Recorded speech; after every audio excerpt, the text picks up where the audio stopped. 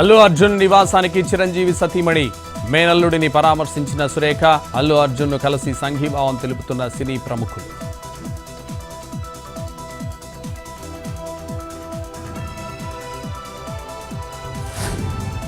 జమిలీ అమల్లోకి వచ్చిన ఎన్నికలు జరిగేది 2029లోనే.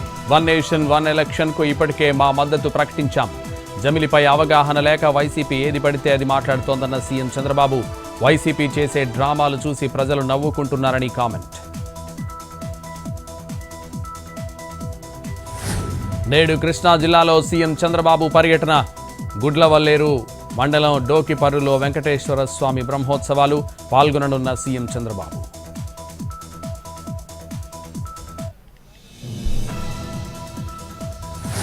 కర్నూలు జిల్లా కలుగోట్ల సాగునీటి సంఘం ఎన్నికల్లో ఉద్రిక్తత.